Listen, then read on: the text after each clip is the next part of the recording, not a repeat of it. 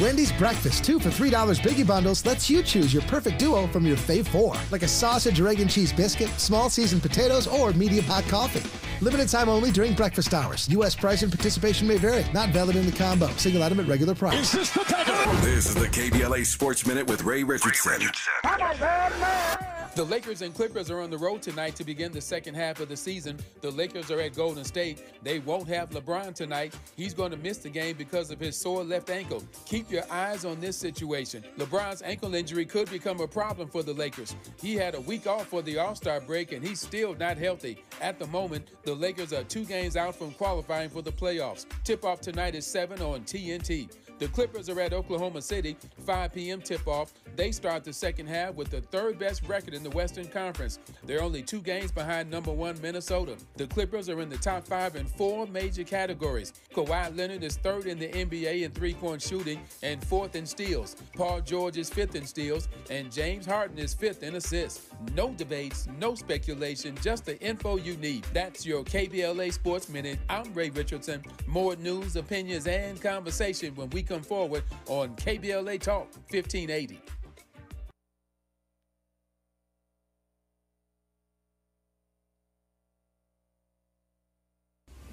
I'm Dr. Nicordelai Corte with the KBLA Talk 1580 editorial. In a public opinion survey commissioned by KBLA Talk 1580 and conducted by Viteris, the black voters surveyed were highly enthusiastic about the March 2024 primary. The race for Los Angeles District Attorney is being hotly contested. Incumbent DA George Gascon's efforts to implement progressive criminal justice reforms have generated pushback from within his own office, the broader law enforcement community, and some in the general public.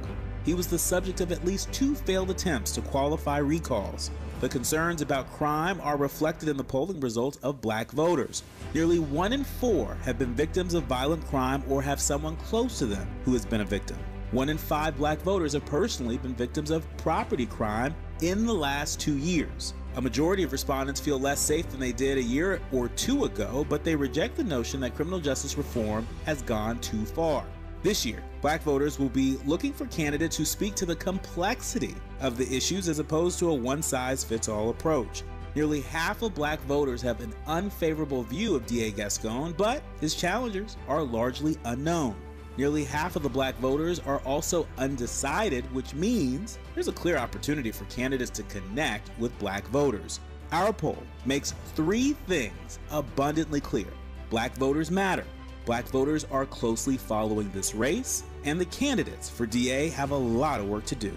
KBLA Talk 1580 is committed to the mobilization and use of the franchise to empower our audience to identify and pursue their interests in advancing equity, inclusive representation, and multiracial solidarity. For KBLA Talk 1580, I'm Dr. Nicordelai Corte. We welcome your feedback.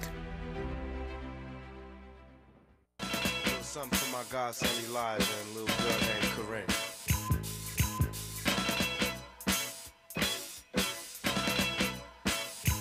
Some say the blacker the better, the sweeter the juice. I say the darker the flesh and the deeper the roots. I give a holler to my sisters on welfare, Tupac kids, if don't nobody else care.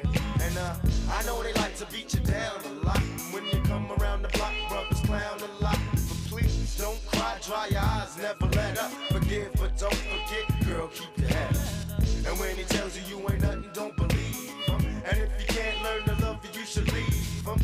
Cause sister, you don't need him. And I ain't trying to gas you up, I just call him how I see him. You know what makes me unhappy? That when brothers make babies and leave a young mother to be a pastor. And since we all came from a woman, got our name from a woman, and I came from a woman. I wonder why we take from our women, why we rape our women, do we hate our women? I think it's time to kill for our women, time to heal our women, be real to our women. That's Tupac, and I'm Tavis, and I'm delighted to have you hanging out with us today in this hour of our program. We just spent an hour, a powerful hour, a rich hour, an inspiring hour, talking to some black women who are part of the all-female city council in St. Paul, Minnesota. As I said earlier, a rarity among large cities where the entire city council is run by nothing but women of color. That's a big deal, and we were honored to have Anika Bowie and Janika Johnson Two of those 7 council members join us in the last hour as they make black history themselves, running the city of St. Paul. So it was the sisters last hour, and as promised, this hour, the brothers. It didn't really get planned that way. It just sometimes on my schedule, you would think these things were kind of planned out, and it didn't actually start out that way, but it works out okay. Sisters 1 hour, brothers the next hour. And in this hour, as promised, young, black, and done with Biden. Young, black, and done with Biden. The conversation for the next hour about some of the issues that some black men say could decide this election. So, as I warned earlier, strap yourselves in for what I expect will be a spirited and insightful and informative conversation. I am pleased to be joined in this conversation by 2 black men, one named Harrison Shelby. Harrison Shelby, how are you today, sir? How you doing, Tavis? I'm doing the best I can, man. If I complain, that'd be an ingrate. Kermit Williams, how are you, sir? I am excellent. It's good to have you on as well. So it's going to be a great hour. I'm glad to have Harrison and Kermit with us. Let me. I think I want to start this way, and I'm asking this question because I want to set the frame for who I'm talking to, who the audience is hearing from across the country. Who is Harrison Shelby? Who is Kermit Williams? Before we get into their politics, the way they see this election, my view and my sense is, I can only speak for myself and people I've met and known over the course of my life, that most of us, our lives are not disconnected from our politics. The way we see the world has a lot to do with the lives that we live, the legacies we're trying to leave, the neighborhoods that we're from, how we were educated, what churches we grew up in. All that stuff makes us who we are. And so who we are is not altogether disconnected from the way we see the world and the way we engage politically. So I want to start with this question. Tell me, in just a couple of minutes, tell me a bit about Harrison Shelby. I want to understand more about your backstory, Harrison. Then we'll get Kermit involved, and then we'll jump into the politics. So, Harrison, tell me about Harrison Shelby. So I'm a young community leader and activist, born and raised in the city of Detroit, and I'm also a member of a Detroit Action, which is a union for black and brown, low-income, housing insecure Detroiters that are fighting for political and economic justice in the city of Detroit. Mm-hmm. All right, Kermit Williams, tell me a bit about Kermit Williams. Kermit Williams, I started my first political action with the late Dick Gregory, marching down the street when I was 8 years old, and spent 12 years on the Pontiac City Council. Now I co-run with Autumn Butler, Oakland Forward and Oakland Forward Action Fund, which is a C3, C4 organization that engages, equips, and empowers black and brown people in Oakland County, Michigan, not to be confused with Oakland, California. Mm-hmm. And I'm from Pontiac, the center of the universe, that's helped shape everything that I am and will be. Mm-hmm. So that's a bit about Harrison Shelby, a bit about Kermit Williams. I thank them both for answering that question. You have noted that they're both from Detroit. I probably should have mentioned to you earlier that this story, there have been a number of stories that I've been reading, of course, over months now about black men and Joe Biden. But this particular story was a huge story in the Washington Post, and their story centered in Michigan. And so that's why you're hearing the voices of 2 men who are from Michigan, Pontiac, Detroit. But these were the men that the Washington Post spoke to for this particular story. But trust and believe, there are all kinds of stories that have been written. You've seen them. You've read them about black men literally from California to the Carolinas who will tell you that they are young or maybe even not so young, but they are certainly black, and many of them are done with Biden. And I want to understand better what that's all about. So I'm delighted to have Harrison Shelby and Kermit Williams for the hour. Now that you know a bit more about them, let's talk politics when we come forward on Tavis Smiley. Hope, agency, dignity.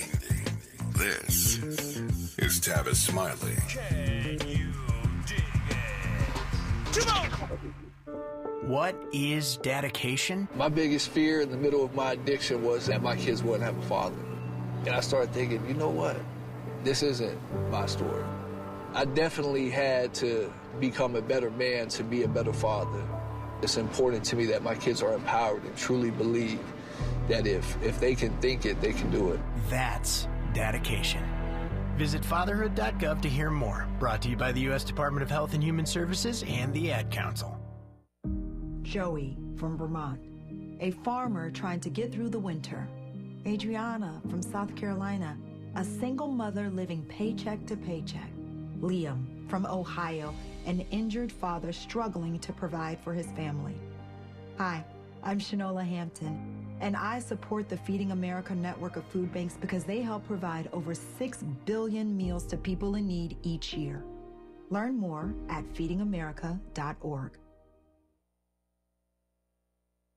KBLA Talk 1580 is the exclusive media sponsor of this light of ours, activist photographers of the Civil Rights Movement. A dynamic new exhibition on view now at the Skirball Cultural Center in Los Angeles. This light of ours showcases more than 150 photos taken by movement insiders from diverse backgrounds that reveal the vital work undertaken by a broad coalition of organizers and everyday people whose collective action changed America. This light of ours is one of 3 temporary exhibitions currently on view at the Skirball, which together explore issues related to civil rights, immigration, and pluralism. Tickets and more information for all 3 exhibitions are available at skirball.org. That's skirball.org. SKIRBALL.org.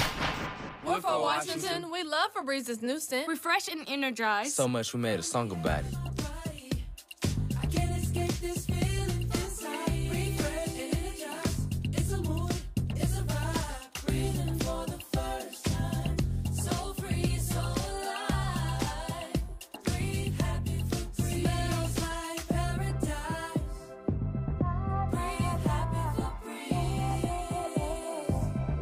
La, la, la, la, la. eBay Motors is here for the ride.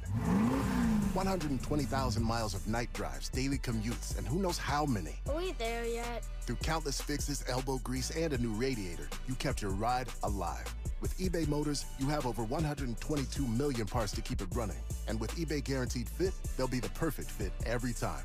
Plus, at these prices, well, we're burning rubber, not cash. Keep your ride or die alive at ebaymotors.com. Eligible items only. Exclusions apply. Smart talk for curious people just like you. You're listening to Tavis Smiley. Tavis Smiley and Harrison Shelby and Kermit Williams in this conversation about young, black, and being done with Biden. Before we get to Joe Biden, so Kermit, I'll come to you first. Just tell me about your political engagement over the years. I'll get again to the Biden piece, but I'm just trying to get a better sense of who Kermit Williams is, and you've told us a bit about your work and your witness. But politically, tell me about your engagement, your involvement, running for office. Just talk to me about your political journey, Kermit. Okay, my political journey. Well, first I have to say this, Tavis. About 15 years ago, we were watching Tavis Smiley with my sister, and I said, one day I'll be on that show, and look at God. So I'm very excited that it's radio, but not TV, so we got to work on that. We'll work on that. We'll work on that. Yeah. I've admired what you've been able to do, not only for our culture, but standing on integrity. So I want to say that before we got started on you were the other kind. things. I appreciate that, my friend. I appreciate it. Yeah. So politically, my mother, who's my shero, has cerebral palsy, worked 2 jobs my whole life. Most of the time didn't have a car. And so I went to school for theater and speech communications, came back home, and on the drive home, Joe Woods, who's recently deceased, spent 2 hours talking to me about getting involved in the Pontiac Democratic Club. So I went to a meeting. They gave me some donuts, and I was hooked.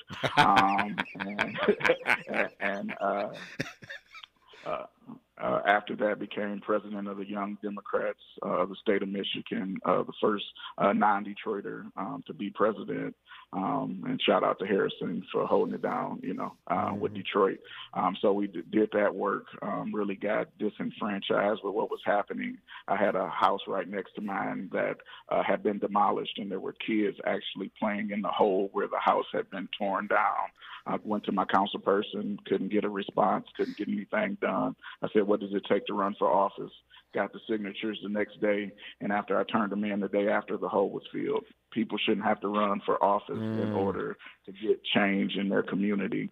And so that's what started the journey politically. But we've worked not only on that, but we started doing social justice work. And so what really excites me now is not just the political process, but the engagement of people year round. And so Tamika Ramsey, along with Autumn Butler, we were passing out food at the old elementary school I went to. We passed out about 200 boxes, Tavis.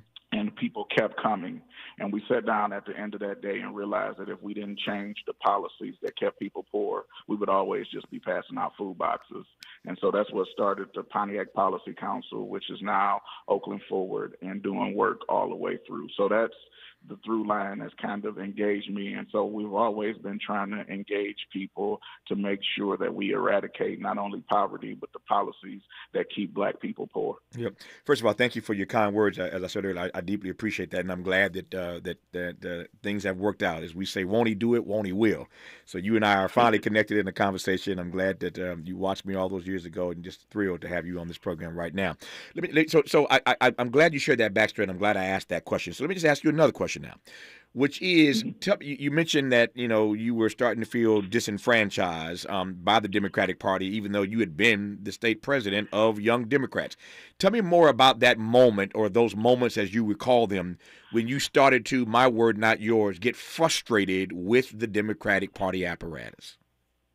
So the party apparatus, I think from a lens of systems have never really been set up to benefit Black folk in general, and especially Black men. But I had an epiphany years ago that you can't change the system from outside of the system. And so even though there is policies that have made me frustrated with the Democratic Party, we've also got some platform changes and other things. But in the state of Michigan, at one time, including Detroit, 50% of all African Americans were under emergency management. We went to the ballot, defeated it at the ballot box. Black people voted, and the next day the Republican legislator in lame duck added some money to it and made it constitutional in the law to have emergency management that still stays on the books. And what that means for the people that are listening across the country, Tavis, is the fact that at one point, as a city council person, and I got President Waterman listening as we speak, all I was able to do as a duly elected official was open meetings and close meetings. I had an 85-year-old lady come to my office and say, I've been voting my whole life, and this is the first time that I feel like I have no voice. And so that day, it made it incomprehensible for me to support a Republican Party that I watched sell my police department, my fire department, our city infrastructure, and all of the assets that we call home. We had to get a youth millage passed by the people because the emergency manager sold all of our community centers. And so when you talk about this politics, Tavis, it's so local for me. And the Republicans have done things to me personally that I can never forgive, because they cut the pensions from the senior citizens. Detroit is still dealing with that, and they die every day, and they still don't have the health care and other benefits that are there. They actually canceled life insurance policies for people who had worked for the city of Pontiac for 40 years. So you felt, my word, not yours, you can own it if you want, but I'm hearing you suggest to me that you felt colonized by Republicans in your state. What word would you use to describe how you felt being maltreated by Democrats? If you're colonized by Republicans, you felt what by Democrats? I felt at the time, I felt left out, but then I realized that we make up 13% of the Democratic Party. And so it was all about making sure that we use our own franchise. I can't complain about something if I'm not making a leadership effort in order to do something else. And I think a lot of people feel helpless right now, and that's the reason that you're having these segments. But at the end of the day, we don't get the credit that Black men, along with Black women, have been holding down this party. Black women vote at, 93%? Black men have been voting at 87%. And so I think that the narrative that's out there is that Black men are just going to ultimately vote for Donald Trump or whoever the Republican nominee is. And I believe that that's a fallacy. I believe that there's a portion of black men that are not going to vote if we don't make the case and the argument in order to get them out to vote. But black men have been married to the Democratic Party for the last 50 years, and now you had a Republican Party offering a one-night stand. Their argument has been simply that look at your communities, they haven't done anything for you, but they're not offering you anything in return. There's no policy that I've seen other than sneakers that they're actually trying to give to black men right now. But I do believe that they have had an intentionality that I've never seen before. I can't go on my Instagram, I can't go on my Facebook without seeing them actually target and attract me. And so I think that the Democratic Party needs to take note from not only what the Republicans are doing, but black men definitely need extra attention, not only in this election, but after the election is over. And I think that's the key point that's been missing. And I'll say this, and I'll turn it over. We've been doing what's called bro brunches, brothers reaching out brunches, for the last 3 years. And we did one in Detroit, and a 17-year-old, because we have brothers of all ages, stood up at the end of the meeting because we asked one question, Tavis. We said, what can we do to make black men safer? And it's open-ended, so a lot of people talked about policing and other things. But he said, give me a community in which I can thrive in, and that's when I'll feel safe. And that stuck with me. And so that's the work that each party needs to be doing in order to make sure that black men are healthy and whole. Yeah. And I'll shut up there because I can go on, and we only got an hour. No, we will go on as we move through this hour. Trust me, you ain't done talking yet. I'm going to get Harrison back in this conversation, but I got stuff for you.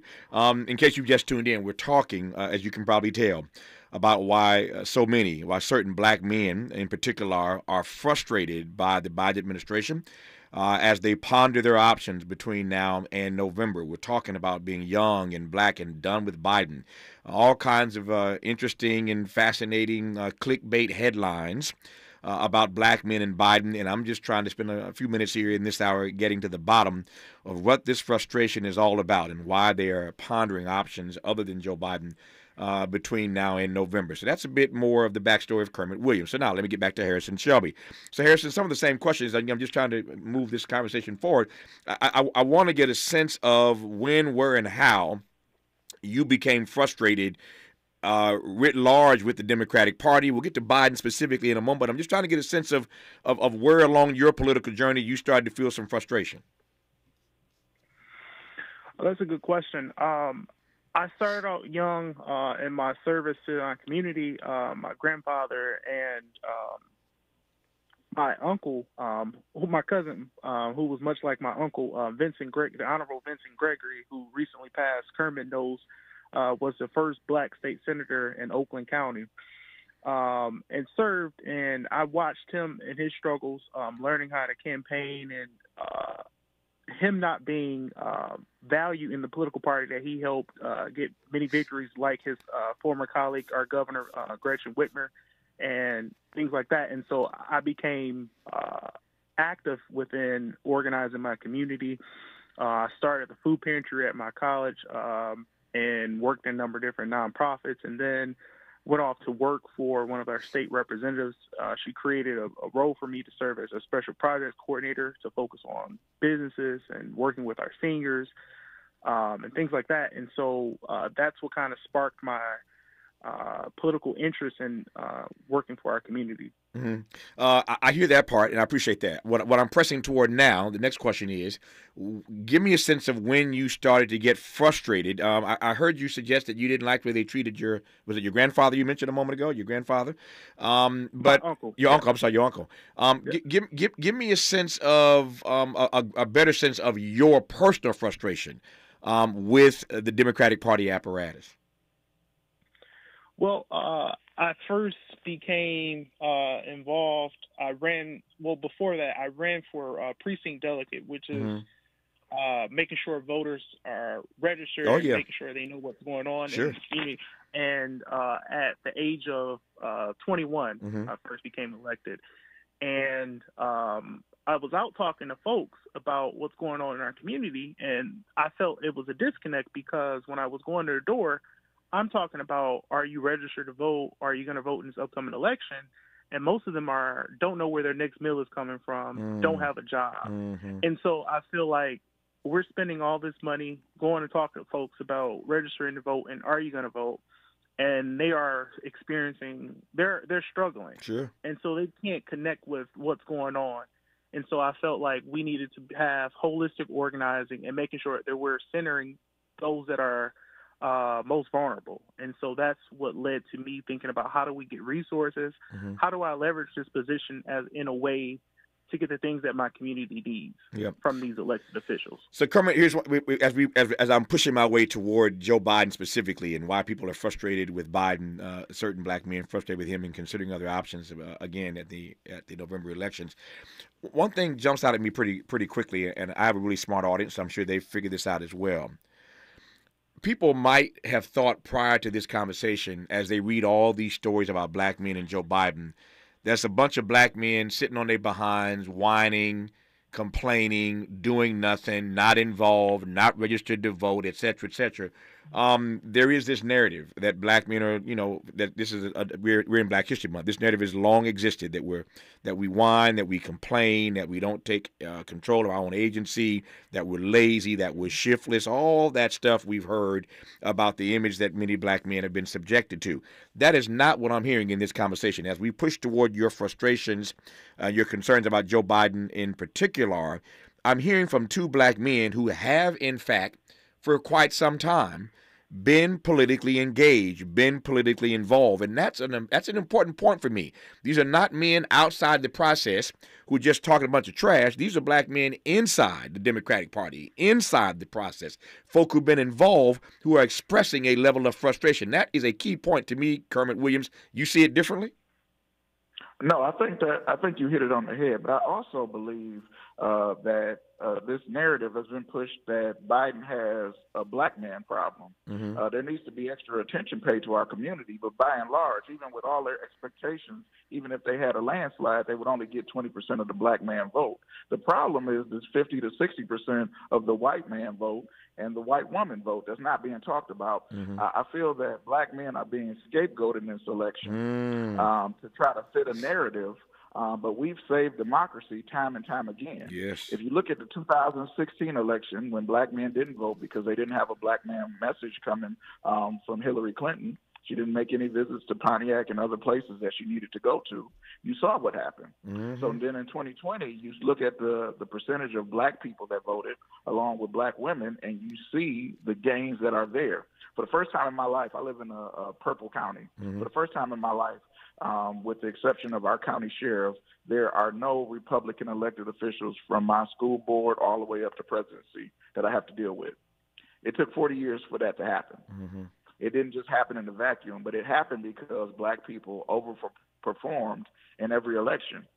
And so now the narrative is because there is an enthusiasm gap, because I think that one thing that the Democratic Party does not do well is it does not brag about what they do. When you start talking about infrastructure, when you start talking about child care, when you start talking about tax credits, all of these things have been pushed from the Democrats for years, right? Mm-hmm. They get one Republican to vote for it, and now it's a bipartisan collaboration.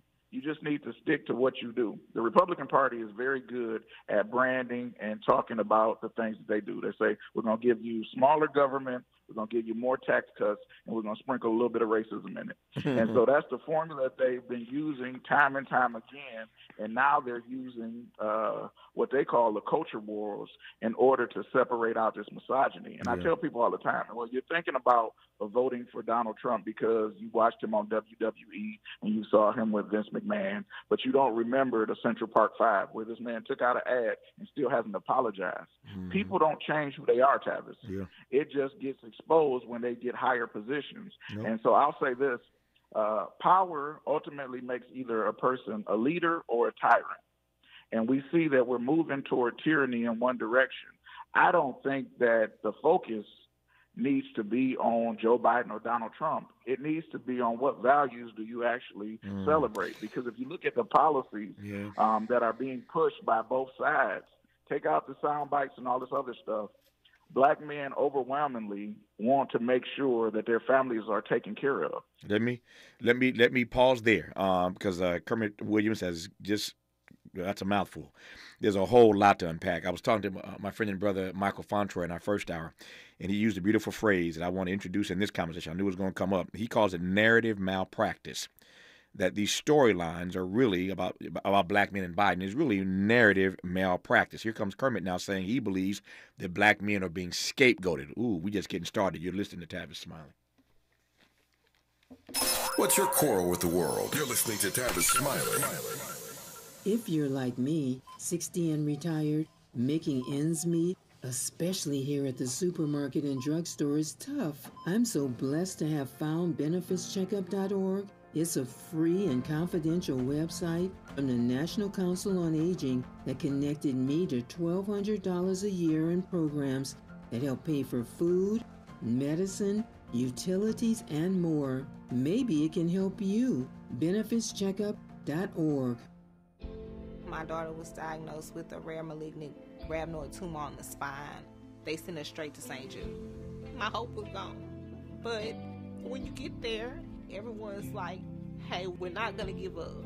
And when you see other people not giving up on your child, that makes all the difference in the world. When I found out I didn't have to pay, I was just grateful. They saved my baby's life. Finding cures, saving children. Learn more at stjude.org.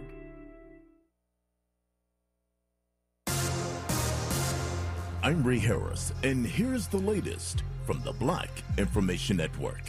The trial in the murder of Tupac Shakur is being delayed. Dwayne Davis is accused of organizing the murder of Tupac and recently hired a new lawyer. The new attorney asked the judge for more time to review all of the discovery materials involved in Davis's case. Southern California can expect more wet weather over the next week. The National Weather Service is predicting another storm to hit between Sunday and Monday night. Federal Reserve officials are not in a rush to lower interest rates. Officials expressed optimism that rate hikes had lowered the rate of inflation, but officials said they want to see more before easing rates back down. And that's the latest. I'm Ray Harris on your home for 24/7 News, the Black Information Network, and BINnews.com. Wendy's Breakfast 2 for $3 Biggie Bundles lets you choose your perfect duo from your fave 4, like a sausage, egg, and cheese biscuit, small seasoned potatoes, or medium hot coffee. Limited time only during breakfast hours. U.S. price and participation may vary. Not valid in the combo. Single item at regular price. This is the KBLA Sports Minute with Ray Richardson.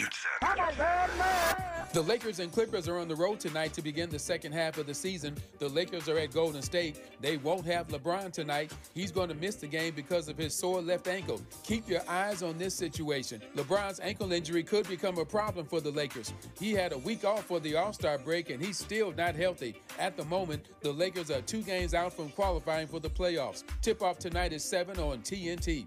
The Clippers are at Oklahoma City, 5 p.m. tip-off. They start the second half with the third best record in the Western Conference. They're only 2 games behind number 1 Minnesota. The Clippers are in the top 5 in 4 major categories. Kawhi Leonard is 3rd in the NBA in three-point shooting and 4th in steals. Paul George is 5th in steals, and James Harden is 5th in assists. No debates, no speculation, just the info you need. That's your KBLA Sports Minute. I'm Ray Richardson. More news, opinions, and conversation when we come forward on KBLA Talk 1580. We've got a lot to talk about. Race, culture wars, political turf battles, criminal justice, and injustice. The courts. These are the conversations you won't hear elsewhere. My guests are leading journalists, celebrities, and sports figures, elected leaders, and influencers. They aren't afraid to get into it and say the quiet part out loud. With Ariva Martin in real time, your commute just became the most engaging part of your day. Tune in weekdays from 4 p.m. to 6 p.m. or find us on YouTube. Ariva Martin in real time, when you want it straight, no chaser. Unapologetically progressive. KBLA Talk 1580. We've got your black. You're listening to KBLA Talk 1580, where climate is king. Are you ready to ignite your potential? Special Needs Network presents the CORE Workforce Development Grant, an opportunity designed just for you. You've been there for everyone else. Now it's time to be there for yourself. Whether you're a college student or a working professional, the CORE program is here to empower you on your journey. Get paid with free specialized diversity training, mentorship, and stipend to fuel your passion, power, and purpose in the behavioral health sciences. It's time to focus on your dreams while making a difference in your community. Don't wait. Visit snnla.org/core program to apply today. Be the spark that ignites connections. Your future is waiting. Again, that's snnla.org/core program. With no fees or minimums and no overdraft fees, banking with Capital One is the easiest decision in the history of decisions. Even easier than choosing Charles Barkley in a pickup game. We'll take Barkley. Ha! First pick.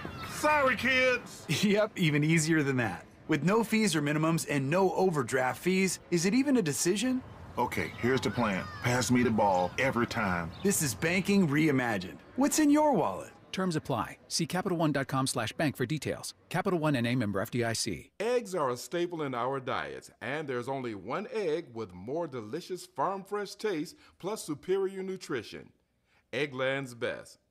With more vitamins, including 6 times more vitamin D and 10 times more vitamin E, plus 25% less saturated fat than ordinary eggs. Available in so many delicious varieties. Classic, cage-free, and organic. Eggland's Best. Better taste, better nutrition, better eggs. Did you know that feeling sluggish or weighed down could be a sign that your digestive system isn't working at its best? Taking Metamucil every day can help. Metamucil fiber powders help promote your daily digestive health using a plant-based fiber called psyllium. The gelling action of this special fiber traps and removes waste so you can feel lighter and more energetic. Metamucil, promoting digestive health for a better you. Learn more at metamucil.com. These statements have not been evaluated by the Food and Drug Administration. These products are not intended to diagnose, treat, cure, or prevent any disease. Let's get back to more of Tavis Smiley right now. More of Tavis Smiley and Harrison Shelby and Kermit Williams as we continue our dialogue with these two brothers about all things Joe Biden.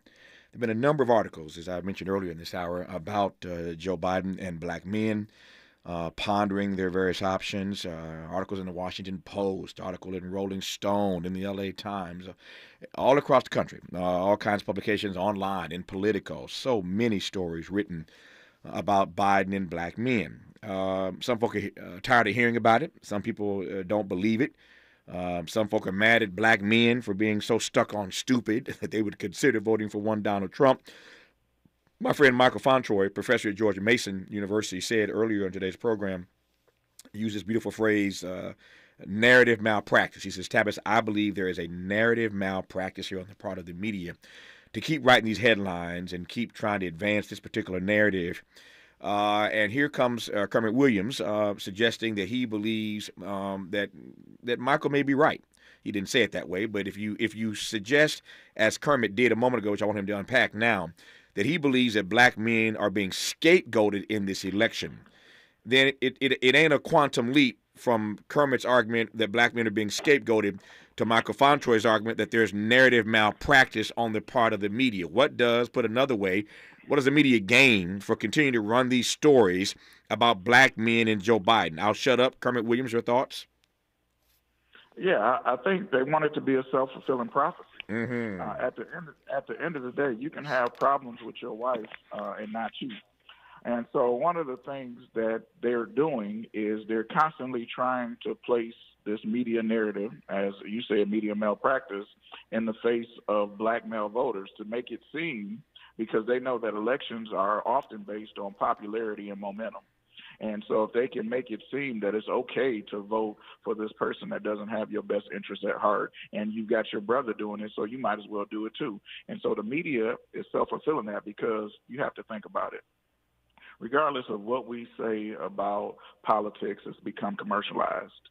And they would rather have a certain person in the White House to sell headlines and to sell ads and to do other things than have somebody that they consider to be less sensational. Mm-hmm. At the end of the day, they don't benefit from having continuity, especially in the black community. And so if they can paint this narrative that, okay, we get 10% of the people to vote this way, and now it's a landslide, it makes up and covers up the fact that you have white women who are voting for reproductive justice and freedom. Shout out to Shanae Watson Whitaker for carrying our state and doing that work. But we got white women who voted overwhelmingly to support reproductive freedom, and at the same time are still talking about voting for 45. Mhm. Imagine that. Mhm. They know it's against their interests, but they're supporting it. But there's no stories about that, Tavis. Mhm. There's no story asking a white woman, why would you vote for Donald Trump? He Mhm. just came to Waterford, which was the head of the Ku Klux Klan for Oakland County last weekend. Mhm. And the article that they read was about white men and black men and who's going to support who. But if you look at that line, it was full of white women. It wasn't full of brothers, Tavis. Mhm. And so when you look at the ground, when you look at who's putting these rallies, and you're looking at Iowa and they're talking about elections being stolen, but they're voting in popcorn buckets, we have to realize that they've hijacked not only the narrative, but they're trying to set up a factor or a thought that black men are going to tip this election in a certain way. Yeah. We are very valuable, but we are not the base of his support. And I think that the story needs to be written. Why are these people supporting this cult of personality? Which is lawsuit after lawsuit. None of these things matter because they've set up a narrative where the truth is not important at all. Yeah. No matter what he does, his support does not wane. Because at the end of the day, not only the media and other people keep perpetuating that black people are going to just jump from the Democratic Party, jump from something that they've been supporting for 50 years to go jump on the coattails of The Apprentice. And that's not what's going to happen. But instead, if they can get an extra 5% of black men to stay home or say that we're not voting, then they know that they can bring out this hate narrative and get somebody across the finish line. No, it's powerful and it's persuasive as an argument. I take it and I receive it. Let me just ask you though, you and Harrison. I'll ask Harrison first. Is there a particular frustration with Joe Biden, and if there is, what is that frustration, Harrison Shelby? I think the frustration is the campaign promises. A lot of them haven't been fulfilled, especially like the student loan debt and the handling of the Israel and Hamas war and things like that. And so younger voters are looking at those critical issues and thinking about how they're going to vote. And as a Gen Zer, nationally, the turnout was 27%, which is the second highest turnout among voters under 30 in the last 3 decades. And so we're looking at how he's handling things now, and that's how we're going to determine how we're going to vote. On the student loan debt, I raised this because you raised it. We discussed it earlier in today's program. He did what he could on that, and the Supreme Court smacked him on that. He can't overrule the Supreme Court, obviously. He can't unilaterally fiat into existence his own opinions about that. He tried it. They smacked him back, but he has been doing everything he can to chip away. We just literally discussed that earlier on this program. 3.9 million fellow citizens now have had some form of student debt relief. It ain't the 45 million that he wanted. But he's been chipping away at that. So Joe Biden has a line that he uses all the time, Harrison, which I like. It says, compare me to the alternative, not to the almighty. Compare me to the alternative, not to the almighty. I wonder whether or not you think that you and other black men are giving Joe Biden too much of a hard time, given what he inherited, number one, what he's done against the odds, number two, and how he keeps trying, at least, many believe, to chip away at the things that he promised, including student loan debt. Are you being too tough on Joe Biden is the question. I don't think anyone is above critique. Right. And I agree. As a community activist, I have a moral obligation to hold our elected officials accountable in our political system, not just Joe Biden. And I think, in the words of Handy Lou Famer, when you get to a point where you're sick and tired of being sick and tired. So the frustration is not just with Joe Biden and the Democratic Party, but the overall our political system. And we're creating, especially at Detroit Action, the alternative for that. We're building the type of power that we want to see for our communities, and trying to build that co-governing power to present the alternatives. Because I think that the people that are experiencing the most struggle have the solutions. Yeah. And so we need to be at the table helping create these policies and things like that. And you're creating alternatives. I want to be clear, because I hear this distinction. I want to make sure I got it right. You are interested in alternatives, but it doesn't necessarily mean that that alternative is Donald Trump. Yes? No? Correct. No, it's not Donald Trump. That's correct. It's not Donald Trump, but it's creating the policy change and doing the work. Yeah. That needs to be done to win to win big for our community. No, fair enough. Fair enough. Clear? Yeah, it is very clear. I got your point. That's why I wanted to clarify that, Harrison Shelby. When we come forward, more of Harrison Shelby and Kermit Williams as we talk about the frustration that some black men have with Joe Biden and all these headlines that black men are going to vote for Trump, that black men are pondering their options, that black men are done with Joe Biden, all these headlines that, again, one of my friends calls narrative malpractice, what Kermit Williams calls black men being scapegoated. We'll talk more about it when we come forward on Tavis Smiley. Interrogating and unpacking. That's what we do around here. You're listening to Tavis Smiley. What is dedication? My biggest fear in the middle of my addiction was that my kids wouldn't have a father. And I started thinking, you know what? This isn't my story. I definitely had to become a better man to be a better father. It's important to me that my kids are empowered and truly believe that if they can think it, they can do it. That's dedication. Visit fatherhood.gov to hear more. Brought to you by the U.S. Department of Health and Human Services and the Ad Council. Joey from Vermont, a farmer trying to get through the winter. Adriana from South Carolina, a single mother living paycheck to paycheck. Liam from Ohio, an injured father struggling to provide for his family. Hi, I'm Shanola Hampton, and I support the Feeding America network of food banks because they help provide over 6 billion meals to people in need each year. Learn more at feedingamerica.org.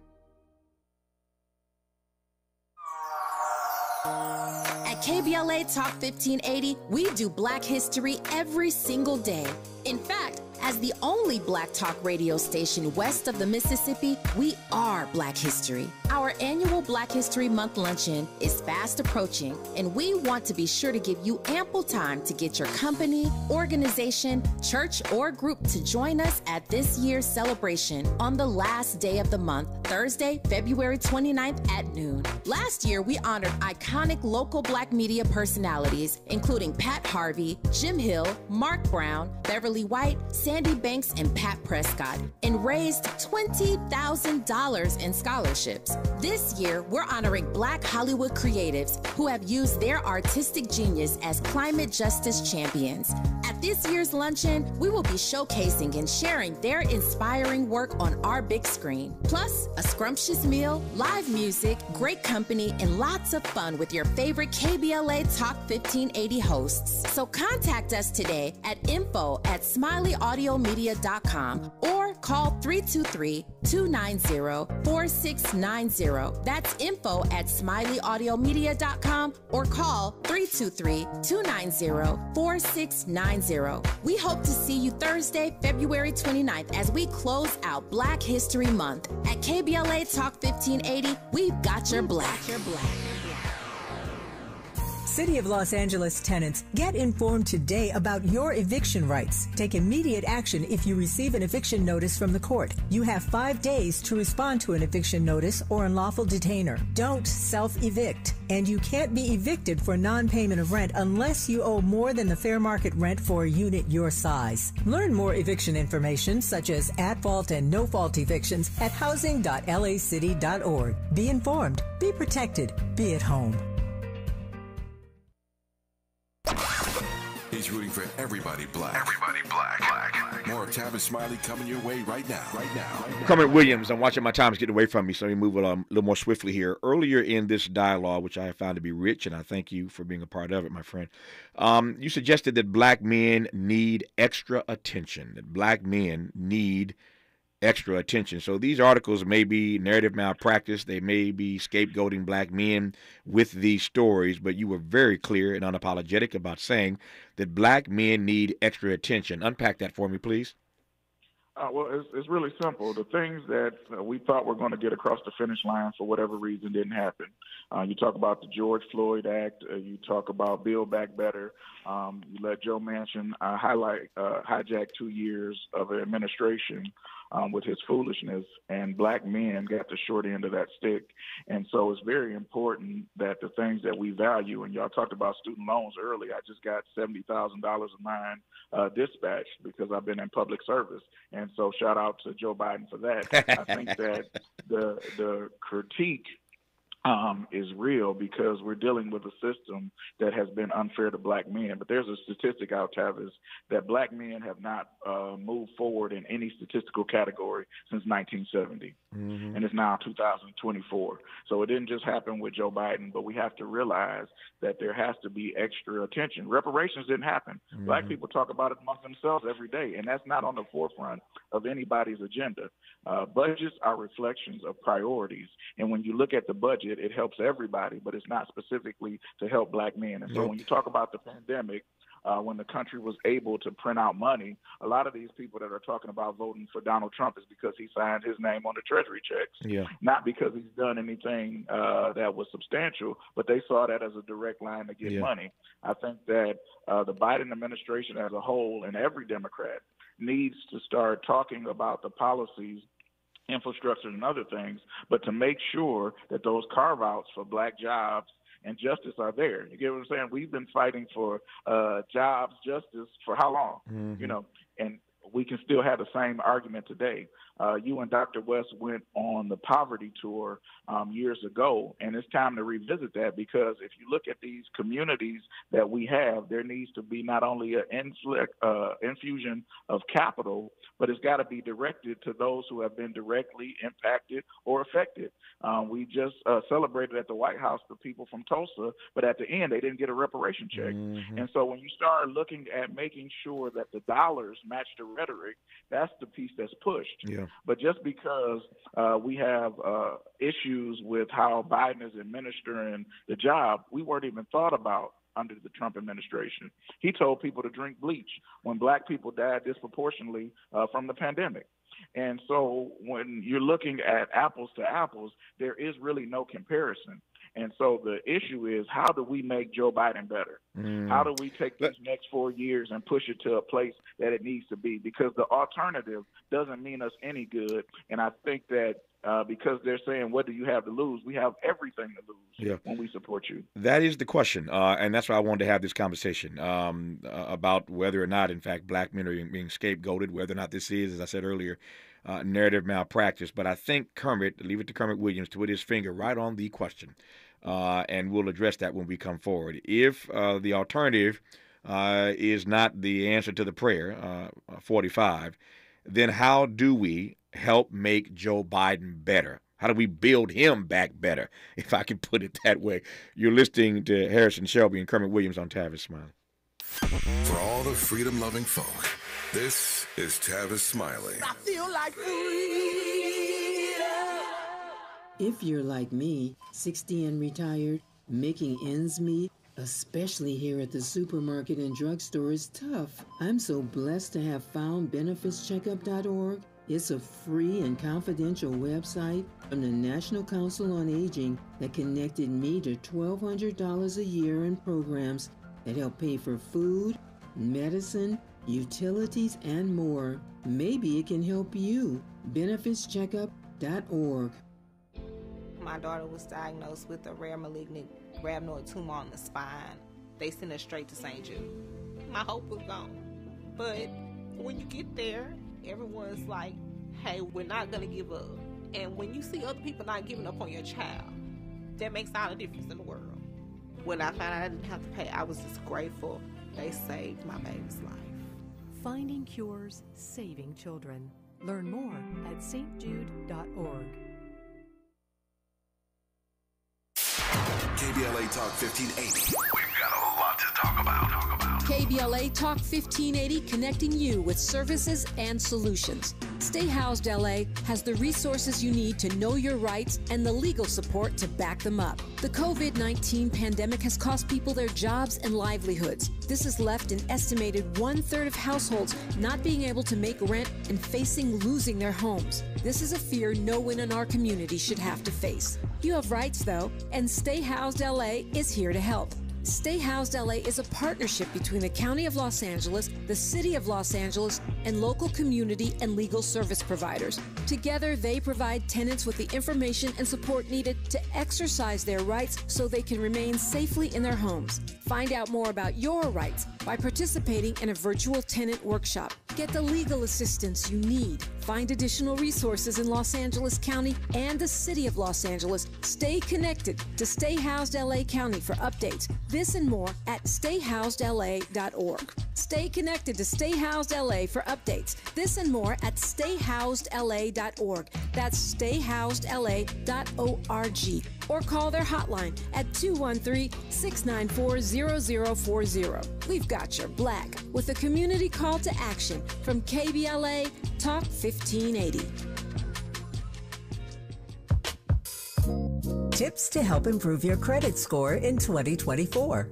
Establishing credit is an important key to achieving financial health, but building a credit history from scratch can feel challenging since you need credit to build credit. First, what does it mean to build credit? All consumers have a score between 300 and 850. You want your score to be as high as possible as lenders look at your credit score to make loan and credit decisions. A good credit score shows you have a track record of borrowing money responsibly.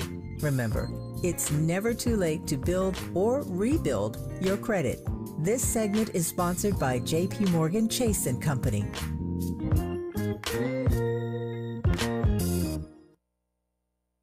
More honesty than you can handle. More empowerment than you can imagine.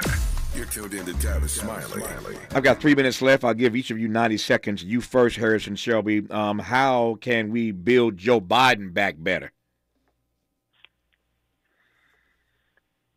Harrison? I believe that. Yeah. Yes. Go for it. I believe that we have got to, those that are in the party have got to be credible messengers to other black men. No one out in the community making sure that we are out and voting and making sure we're getting the things that we need for our community. It was your frame, Kermit Williams. I'll give you the last word. How do we build him back better? Well, first, we got to have a ceasefire so we can make sure that nobody is supporting murder of any kind. The second thing that we have to do is make sure that we are pushing a black agenda, Tavis. And so I know you're going to do future shows on that, but I think we need to have 4 or 5 clear points that we want and expect out of each of our politicians. I feel like every time we wait to presidential elections to figure out what we want, and now is not the time. Yeah. So we need to support Joe Biden to keep America moving smoothly, but then we need to push the things that make black America whole again.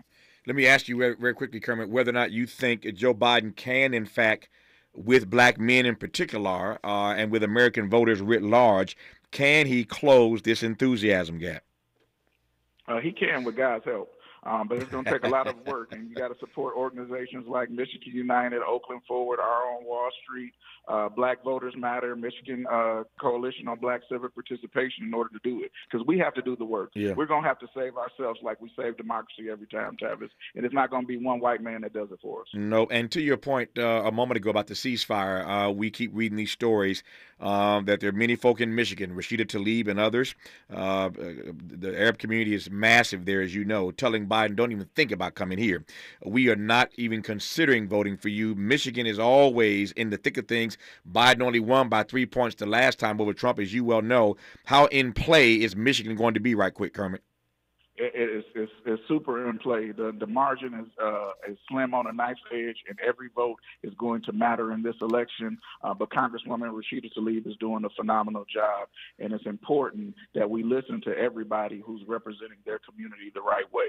So we just want to make sure that everybody knows, Tavis, that Michigan is going to be the center of this vote, and Pontiac is the center of the universe. We thank Kermit Williams. We thank Harrison Shelby for a very frank and forward-thinking and looking conversation about the Democratic Party and black men, specifically Joe Biden and black men. I thank you both for your conversation in this hour. All the best to you, Kermit. Thanks for your time. Same to you, Harrison. Be well now.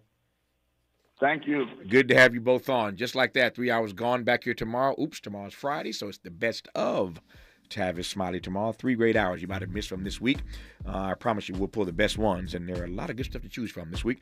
So tomorrow, the best of Tavis Smiley. Until then, thanks for tuning in, and as always, keep the faith.